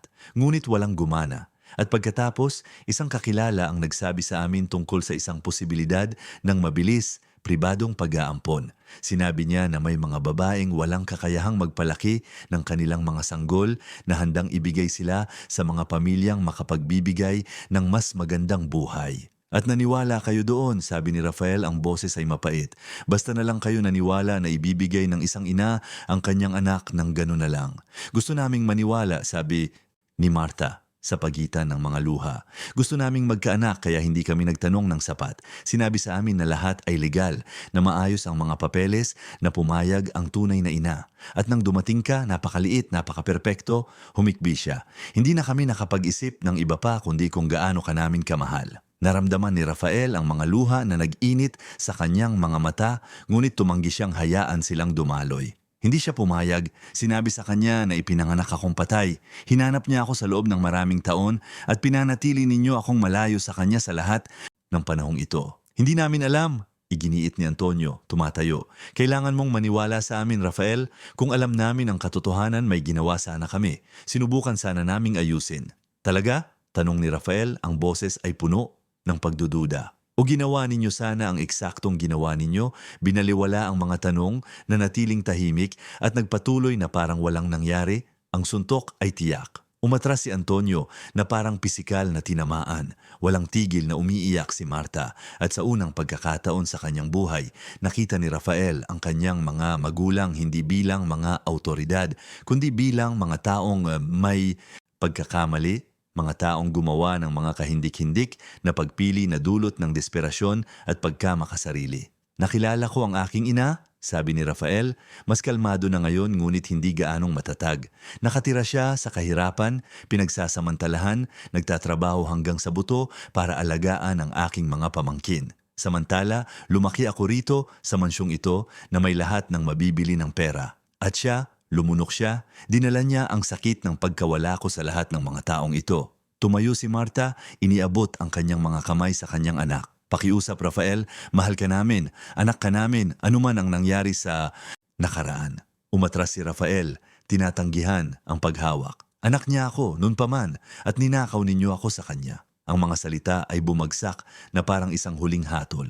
Umalis si Rafael sa mansyon nang hindi lumilingon, iniwan sina Antonio at Marta na wasak sa sala, hinaharap sa unang pagkakataon ang mga kahihinatnan ng mga pagpiling ginawa nila mga dekada na ang nakalilipas. Sa hapon, nakipagkita si Rafael kay Sonia Martin sa isang panaderya sa Cavite. Ang lugar ay simple na may mga mesang pormika at hindi komportabling mga upuan, ngunit mayroon itong nakakaginhawang amoy ng sariwang tinapay at bagong salang na kape. Si Sonia ay nakaupo sa isang tahimik na sulok, malayo sa mga bintana tulad ng isang taong natutong magtago sa mga anino. Siya ay isang babaeng may puting buhok, maliit at mahina, ngunit may mga matang nag-iingat pa rin ng talas ng isang taong maraming nakita sa buhay. Nang lumapit si Rafael sa mesa kung saan siya naghihintay, pinag-aralan siya ni Sonia nang may pansin, sinusuri ang bawat detalye ng kanyang mukha na parabang may hinahanap siyang partikular. Ikaw si Rafael Santos, sabi niya. Hindi ito isang tanong. Meron kang mga mata niya, ni Irene, naramdaman ni Rafael ang isang paninikip sa kanyang dibdib. Paano ninyo po nakilala ang aking ina? Bahagyang ngumiti si Sonia. Naka-duty ako noong araw na ipinanganak ka. Naaalala ko siya, napakabata, napakatakot, ngunit may hindi kapani-paniwalang lakas. Lumaban siya ng husto sa panganganak. At pagkatapos, nang sabihin sa kanya na namatay ka, sumigaw siya sa paraang hindi ko malilimutan.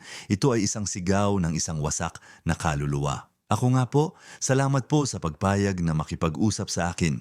Sumenya si Sonia na umupo siya. Matagal akong naghintay para sabihin ang kwentong ito. Dinala ko ang pagkakasala na ito sa loob ng maraming taon, ngunit natatakot ako. Takot sa ganti, takot na hindi paniwalaan, takot na sirain ang mga buhay. Maaari po kayong magsalita ng walang takot ngayon. Malumanay na sabi ni Rafael. Kailangan kong malaman ang katotohanan lahat. Huminga ng malalim si Sonia at nagsimula. Nagtrabaho ako bilang nurse sa ospital ng Santa Teresita mula 1988 hanggang 2005. Noong mga 1990s, nagsimula akong mapansin ang mga kakaibang bagay. Mga babaeng pumapasok na naglelabor at umaalis ng walang mga sanggol na may mga malabong kwento tungkol sa mga komplikasyon. Ngunit ang mga sanggol, huminto siya, ang mga sanggol ay nawawala sa mga tala, walang sapat na death certificate, walang mga katawan para sa burol.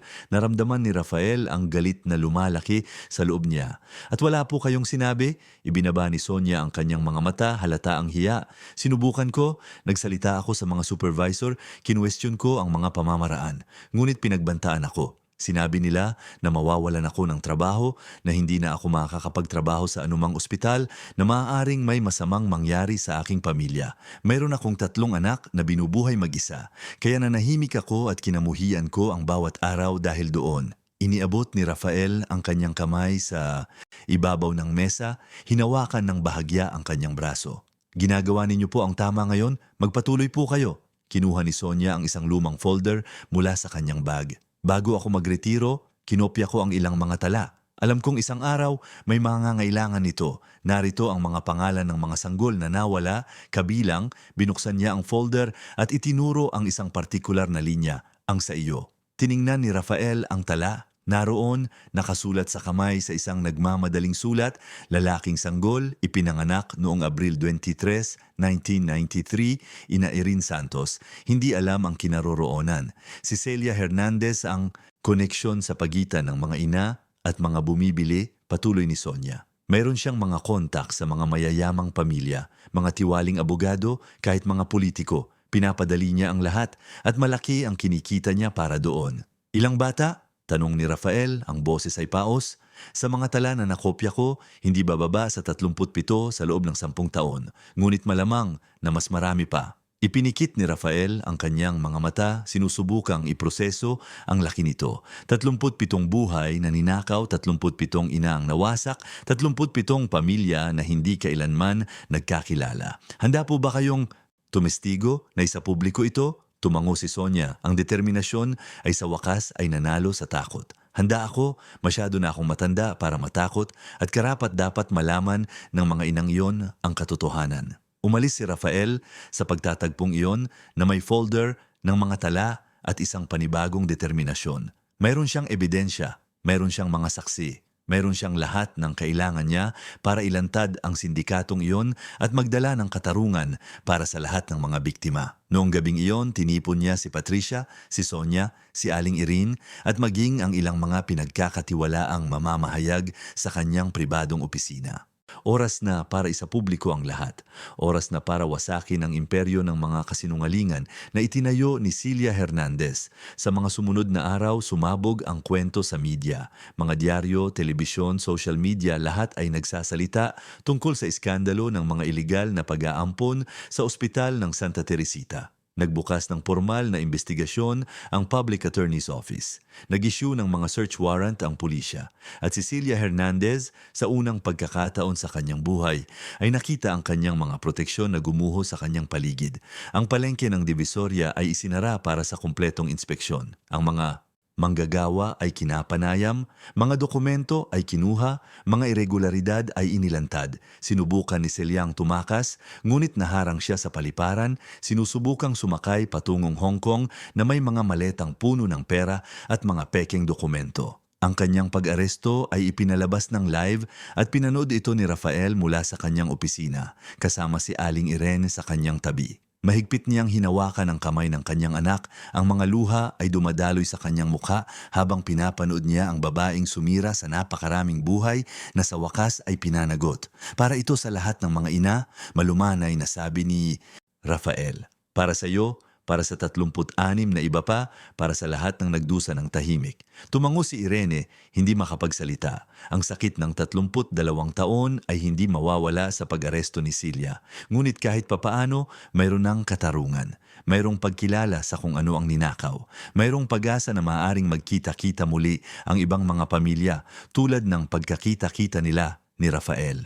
Ginugol ni Rafael ang mga sumunod na araw sa pag-aalaga sa kanyang ina at mga pamangkin. Umupa siya ng isang komportabling bahay para sa kanila sa Forbes Park, in-enroll sina Julio at Marcela sa magagandang paaralan, nagbigay ng kumpletong paggamot medikal para kay Irene. Ngunit higit sa pera at kaginhawahan, nagbigay siya ng presensya. Naghahapunan siya kasama sila tuwing gabi, tumutulong sa mga takdang aralin, nakikinig sa mga kwento, bumubuo ng mga alaala na hindi nila kailanman nagkaroon ng pagkakataong likhain.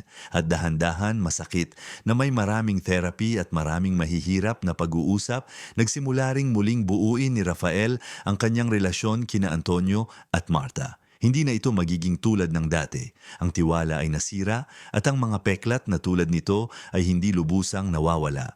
Ngunit mayroon ding pag-ibig doon, isang komplikado at hindi perpektong pag-ibig ngunit totoo. Sa pagsasara ng palengke at pag-alis ni Celia, nakita ni Rafael ang isang pagkakataon na gumawa ng isang bagay na mas malaki. Hindi lamang niya gustong parusahan ang mga may kasalanan. Gusto niyang gawing isang halimbawa ng dignidad at katarungang panlipunan ang lugar na iyon na naging simbolo ng pagsasamantala. Binili niya ang lugar gamit ang personal na pondo, hindi mula sa kumpanya dahil ito ay napaka-personal. Ganap niyang ipinaayos, kumuha ng mga arkitekto na dalubhasa sa mga espasyo ng komunidad at ginawa itong isang kooperatibang palengke kung saan ang mga mangangalakal mismo ang mga may-ari. Bawat tindero ay nakatanggap ng bahagi sa negosyo. Nag-install siya ng mga sistema ng proteksyon sa manggagawa, mga makatarungang sahod na tinitiyak hindi lamang ang kaligtasan, kundi ang dignidad, mga benepisyo na kasama ang tulong medikal at dental at isang daycare para sa mga anak ng mga manggagawa. Lumikha siya ng isang emergency fund para tulungan ang sinumang dumaranas ng kahirapan. At nagtatag siya ng malinaw na mga patakaran. Walang sinuman ang pagsasamantalahan doon. Hindi na kailanman. At sa gitna ng palengke, kung saan dating nakatayo ang opisina ni Celia, lumikha siya ng isang alaala na may mga pangalan ng lahat ng mga ninakaw na bata at kanilang mga ina upang walang sinuman ang makalimot.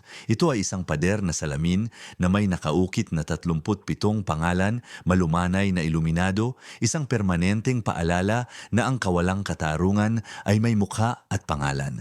Inanyayahan si Aling Irene na putulin ang laso sa muling pagbubukas. Siya na napahiya at pinagsamantalahan sa parehong lugar na iyon ay naroon ngayon bilang isang simbolo ng paglaban at pag-asa. Nakasuot siya ng isang bagong damit na tinulungan ni Marcela na piliin simple ngunit maganda at ang kanyang buhok ay maingat na inayos ng kanyang apo.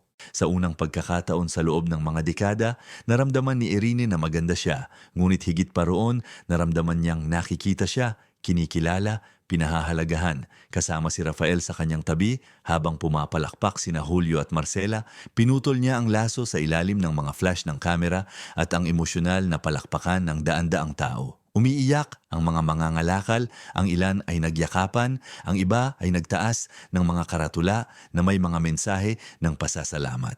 Ito ay higit pa sa muling pagbubukas ng isang palengke. Ito ay ang muling pagbubukas ng mga pag-asa na matagal nang inilibing. Ang palengke ay hindi na isang lugar ng takot.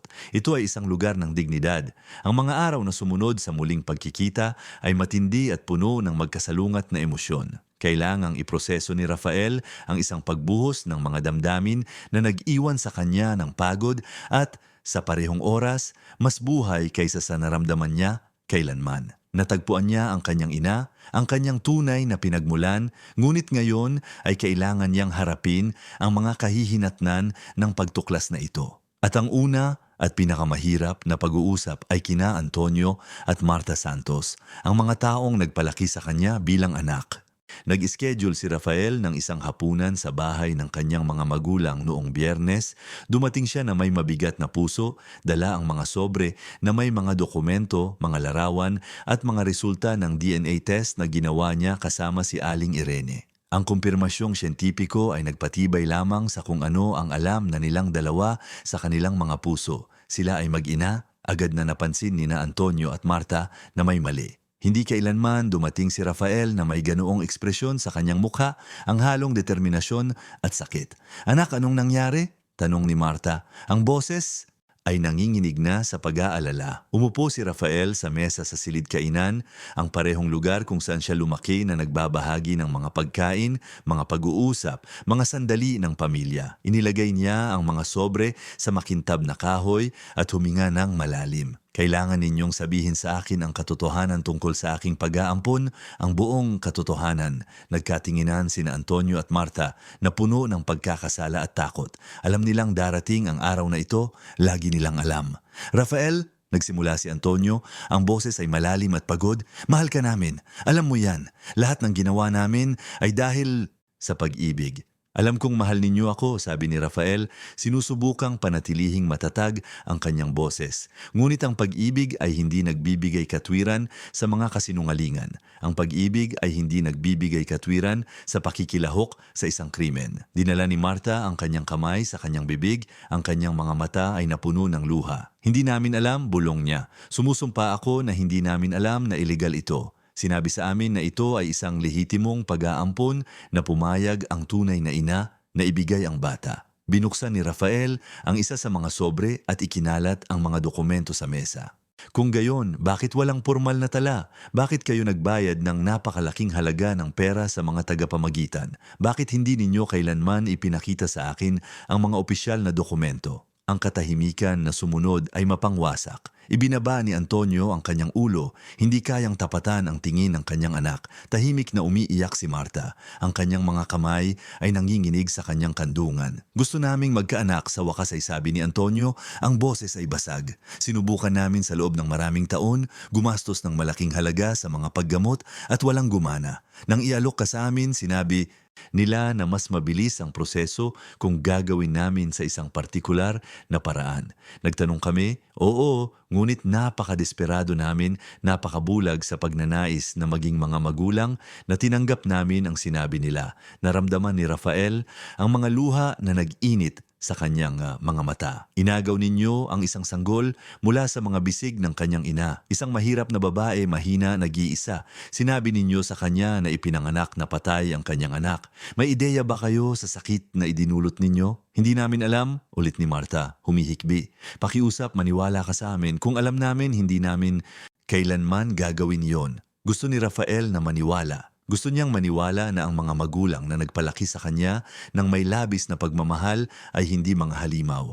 At habang tinitingnan sila ngayon, nakikita ang tunay na sakit sa kanilang mga mukha na pagtanto niya na sila rin ay mga biktima. Mga biktima ng kanilang sariling kasakiman, oo, ngunit pati na rin ng isang sistema na nagsasamantala sa desperasyon ng mga tao, kapwa ng mga mayayamang gustong magkaanak at ng mga mahihirap na ninakawan ng mga anak. Natagpuan ko ang aking tunay na ina, sabi ni Rafael, at nakita niya ang gulat sa mga mukha nilang dalawa. Ang pangalan niya ay Irene, 68 taong gulang siya. Ginugol niya ang kanyang buong buhay na dala-dala ang sakit ng pagkawala ng kanyang anak. At nang una ko siyang makita, pinagsasamantalahan at pinapahiya sa isang palengke, may nakilala sa loob ko, alam ng aking katawan bago pa man ang aking isip. Tumayo si Marta, iniabot ang kanyang mga kamay kay Rafael. Iiwan mo ba kami? Aalis ka ba? Tiningnan ni Rafael ang babaeng umalo sa kanya kapag mayroon siyang mga bangungot, na nag-alaga sa kanya kapag may sakit siya, na ipinagdiwang ang bawat tagumpay na parang sa kanya, at naramdaman niyang nadurog ang kanyang puso. Hindi ko kayo iiwan, kayo rin ang aking mga magulang. Pinalaki ninyo ako, minahal ninyo ako, ibinigay ninyo sa akin ang lahat ng maibibigay ninyo, ngunit kailangan ninyong maintindihan na si Irene ay aking ina rin. Siya ang babaeng nagbigay sa akin ng buhay na nagdusa para sa akin sa loob ng 32 taon, at magiging bahagi ako ng kanyang buhay mula ngayon. Babawiin ko ang lahat ng nawalang panahon. Tumayo si Antonio at niyakap ang kanyang anak, hayagang umiiyak. Ito ang unang pagkakataon na nakita ni Rafael na umiyak ang kanyang ama. Patawarin mo kami, anak. Sa ngalan ng Diyos, patawarin mo kami. Ginantihan ni Rafael ang yakap at sumali si Marta sa kanila. Nanatili silang tatlo doon, magkakayakap sa isang yakap na sabay na paalam at muling pagsisimula. May nasira, ngunit may bago ring isinisilang. Isang pamilyang muling binuo sa katotohanan, gaano man ito kasakit. Samantala, walang tigil na nagtrabaho si Patricia at ang kanyang team upang tipunin ang lahat ng ebidensya laban sa sindikato ng ilegal na pag-aampon. Ang testimonya ng nurse na si Sonia Martin ay napakahalaga. Nagdala siya ng mga tala na itinago sa loob ng mga dekada, mga pahinang may mga peking pangalan, mga resibo ng mga bayad, isang kumpletong network ng katiwalian na kinasasangkutan ng mga doktor, mga empleyado ng ospital, mga abogado at mga tagapamagitan. Cecilia Hernandez ang nasa sentro ng lahat. Siya ay isa sa mga pangunahing operator ng sindikato, tumatanggap ng malalaking komisyon para sa bawat sanggol na tinutulungan niyang ilihis. At nang matuklasan ang sindikato at isara ang ospital, ginamit niya ang maruming pera para bilhin ang palengke ng Divisoria, itinayo ang kanyang maliit na imperyo ng pagsasamantala sa paghihirap ng iba. Pinahintulutan ni Rafael si Patricia na ibigay ang lahat ng ebidensya sa Public Attorney's Office. Ang operasyon ay mabilis at epektibo. Isang maulang Martes ng umaga inaresto si Celia Hernandez sa kanyang sariling bahay. Naitala ng mga kamera ng telebisyon ang sandaling lumabas siyang nakaposas, ang kanyang mukha ay pula sa galit at kahihiyan. Ang palengke ng Divisoria ay isinara para sa kumpletong inspeksyon. Natagpuan nila ang napakaraming irregularidad, mga nakalantad na kable ng kuryente, sirang istruktura, hindi malinis na mga kondisyon, mga kontrata sa trabaho na wala. Ang lugar ay isang bomba na naghihintay na sumabog, ngunit hindi lamang gustong sirain ni Rafael. Gusto niyang muling buuin. Gusto niyang gawing isang lugar ng dignidad at oportunidad ang lugar na iyon ng pang-aapi. Tinipon niya ang lahat ng mga mangangalakal at manggagawa ng palengke sa isang pagpupulong. Marami ang natatakot, iniisip na mawawalan sila ng kanilang kabuhayan. Ngunit may ibang plano si Rafael. Alam kong umaasa kayo sa lugar na ito, sabi niya, nakatayo sa harap ng 2 dozenang mga pagod at umaasang mukha. At hindi ako naparito para kunin iyan sa inyo. Naparito ako para mag-alok ng isang bagay na mas mabuti. Mamumuhunan ang Santos Food Corporation sa kumpletong pagsasaayos ng palengke. Gagawin nating moderno ang istruktura, titiyakin ang mga marangal na kondisyon sa pagtatrabaho, lilikha ng mga makatarungang kontrata na may sapat na sahod. At higit sa lahat, magkakaroon kayo ng boses. Magkakaroon ng isang konseho ng mga manggagawa na makikilahok sa lahat ng mahahalagang desisyon. Ang paunang katahimikan ay napalitan ng mga bulungan, pagkatapos ay ng mga mahinang palakpak na lumaki hanggang sa maging isang malakas na palakpakan. Sa unang pagkakataon sa loob ng mga dekada, naramdaman ng mga taong iyon na hindi lamang sila mga pirasong maaaring itapon, kundi mga taong may mga karapatan at dignidad. Lumikha si Rafael ng isang espesyal na programa ng proteksyon para sa mga mahihinang manggagawa na may prioridad sa mga matatanda, at si Aling Irene ang unang nakinabang. Hindi niya siya inilagay sa isang posisyon ng kawanggawa, kundi sa isang tunay at iginagalang na posisyon, tagapamahala ng kalidad ng mga produkto gamit ang lahat ng karanasan na naipon niya sa mga dekada ng pagtatrabaho sa palengke. Kasama ng posisyon ay isang disenteng sahod, kumpletong tulong medikal para sa kanya at sa kanyang mga apo, at isang bagong bahay sa isang pabahay na itinatayo ng Santos Food Corporation para sa mga empleyado. Hindi ito isang mansyon, ngunit ito ay malinis, ligtas, na may 3 silid, malawak na kusina at isang maliit na bakuran kung saan sa wakas ay makakapagtanim si Irene ng mga bulaklak na lagi niyang pinapangarap. Sa unang pagkakataon na pumasok si Irene sa bagong bahay, hindi siya makapaniwala. Naglakad siya sa bawat silid na may mga luhang dumadaloy sa kanyang mukha, hinahawakan ang mga pader na parabang kailangan niyang kumpirmahin na totoo iyon. Tumakbo sina Julio at Marcela sa mga silid, pinipili kung alin ang sa bawat isa, tumatawa sa paraang hindi nila ginawa sa loob ng maraming taon. Anak ko, sabi ni Irene, niyakap si Rafael, hindi ko ito karapat-dapat. Hinawakan ni Rafael ang mukha ng kanyang ina sa pagitan ng kanyang mga kamay. Karapat-dapat ka rito at higit pa, karapat-dapat ka sa bawat araw ng kapayapaan, bawat gabi ng mahimbing na tulog, bawat sandali ng kagalakan na ninakaw sa iyo. At gugugulin ko ang natitirang bahagi ng aking buhay na tinitiyak na magkakaroon ka ng lahat ng iyon. Lumapit si Julio, pinoproseso pa rin ang lahat ng mga pagbabagong nangyari sa napakaikling panahon. Tito Rafael, sabi niya, ang boses ay nag-aatubili, maaari po ba akong humiling ng isang bagay? Kahit ano? Gusto kong matuto. Gusto kong mag-aral, makapagtapos, maging isang tao sa buhay. Ayokong mag-alala pa si Lola tungkol sa amin. Ngumiti si Rafael, ipinagmamalaki ang pamangking iyon na halos hindi niya kilala, ngunit mahal na niya ng lubos.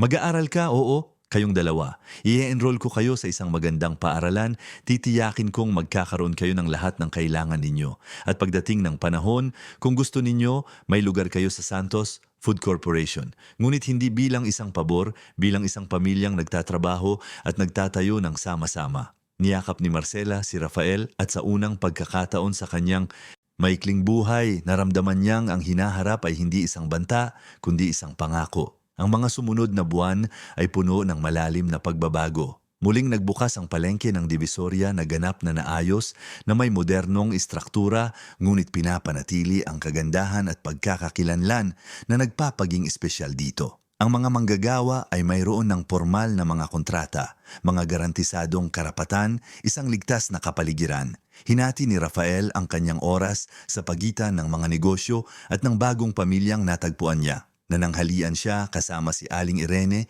nang hindi bababa sa 3 beses sa isang linggo. Tinutulungan si Julio sa mga takdang aralin sa matematika. Dinadala si Marcela upang makilala ang mga museo at parke na hindi pa niya napuntahan. At nakakagulat, nagawa niyang bumuo ng isang tulay sa pagitan ng dalawang pamilya. Sina Antonio at Marta, pagkatapos ng paunang gulat, ay humiling na makilala si Irene.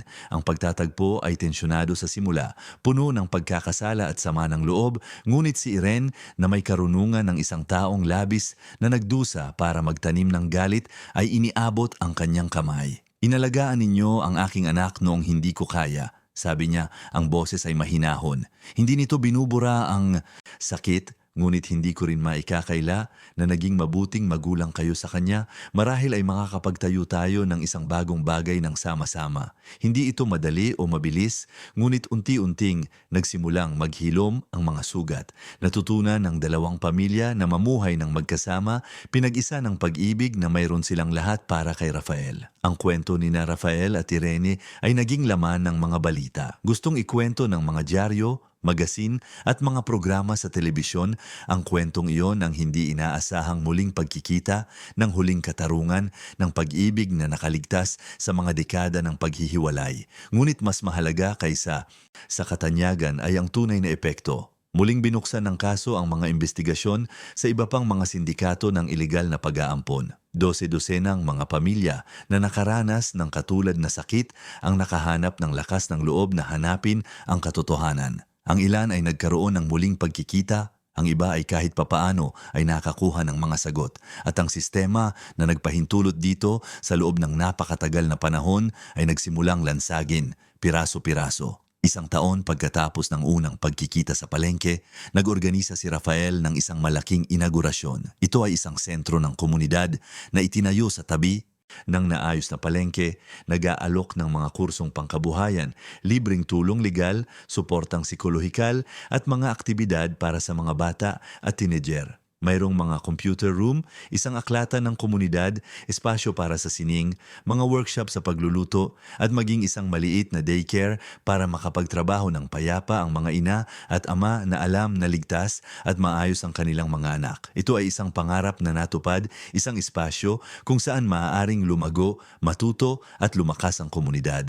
Ang napiling pangalan ay isang pagpupugay, sentro ng komunidad ni Aling Irene Santos. Nang makita ni Aling Irene ang kanyang pangalan sa plaka sa pasukan, hindi niya napigilan ang kanyang mga luha.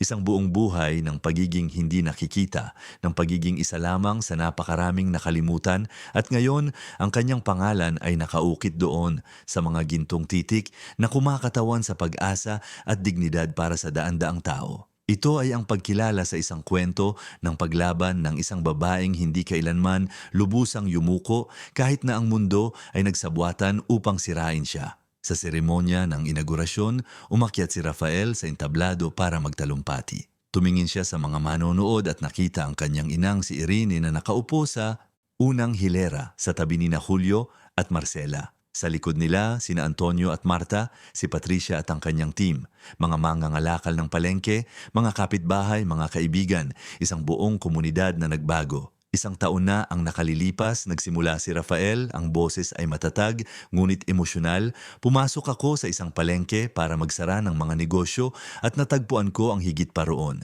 Natagpuan ko ang kawalang katarungan, sakit, pagsasamantala, ngunit natagpuan ko rin ang katapangan, paglaban at pag-ibig. Natagpuan ko ang aking ina. Natagpuan ko ang aking katotohanan at natutunan ko na walang sino man sa atin ang maaaring maging tunay na malaya habang ang iba ay nananatiling nakakadena sa kahirapan at pang-aapi. Huminto siya, direktang tumingin kay Irene. Ang sentrong ito ay nagtataglay ng pangalan ng isang babaeng hindi kailanman sumuko, na dinala ang bigat ng mundo ng mag-isa at gayunpaman ay pinanatili ang kabaitan, dignidad at pag-asa. Ang aking ina ay patunay na gaano man katagal, ang katotohanan ay laging nakakahanap ng daan. At ang pag-ibig ay laging nananalo. Sumabog ang mga palakpak. Umiiyak si Irene, yakap-yakap ng kanyang mga apo, bumaba si Rafael sa entablado at dumiretso sa kanya, niyakap siya ng matagal. Mag-ina, sa wakas, ay magkasama, sa wakas ay payapa. Ang kwentong iyon ay nagsimula sa sakit, ngunit nagtapos sa pagtubos. Hindi nito binura ang pagdurusa ng nakaraan, ngunit nagtayo ito ng isang hinaharap kung saan ang pagdurusang iyon ay nagkaroon ng kahulugan. Kung saan ang inilantad na kawalang katarungan ay naging gasolina para sa pagbabago. Kung saan ang pag-ibig, kahit naninakaw at itinago sa loob ng mga dekada, ay nakahanap ng daan pabalik sa tahanan. Natagpuan ni Rafael ang higit pa sa kanyang pinagmulan. Natagpuan niya ang kanyang layunin. At si Aling Irene, pagkatapos ng isang buong buhay na pagbubuhat ng mga imposibleng pasanin, ay sa wakas ay maaaring ipahinga ang kanyang mga pagod na kamay at maramdaman ang init ng isang yakap na hinintay niya sa loob ng 32 taon. Muling isinilang ang palengke. Nabawi ng ina ang kanyang anak, natagpuan ng anak ang kanyang mga ugat, pinarusahan ang kawalang katarungan, natapos ang pang-aabuso at ang pag-ibig sa wakas ay nanalo. Hindi dahil sa paghihiganti, kundi dahil sa katotohanan. Hindi dahil sa pera, kundi dahil sa pagkatao. At sa yakap na yon sa pagitan ng mag-ina, sa ilalim ng kalangitan ng Maynila, naroon ang patunay na hindi kailanman huli para sa katarungan, hindi kailanman huli para sa pag-ibig, at hindi kailanman huli para umuwi. Wakas ang kwento, minamahal na mga tagapakinig, inaasahan namin na ang kwento ni na Rafael at Aling Irene ay lubos na nakaantig sa inyong mga puso. Kung naantig kayo sa pinakahihintay na muling pagkikitang ito sa pakikibaka para sa katarungan at sa kapangyarihan ng pag-ibig na lumalampas sa lahat ng hadlang, ilike ang video, mag-subscribe sa channel at sabihin sa mga komento kung aling sandali ang pinaka-tumatak sa inyo sa paglalakbay na ito. Ito ba ay ang pagkikita sa palengke? Ang pagtuklas sa katotohanan? Ang huling yakap sa pagitan ng mag-ina? Araw-araw kaming nagdadala ng mga matitindi at nagbabagong buhay na kwento tulad nito na nagbubunyag ng pinakamalalim at tunay na bahagi ng kaluluwa ng tao. Huwag palampasin ang mga susunod na episode. Hihintayin namin kayo rito palagi na may mas maraming kwentong magpapaantig sa inyo mula simula hanggang wakas.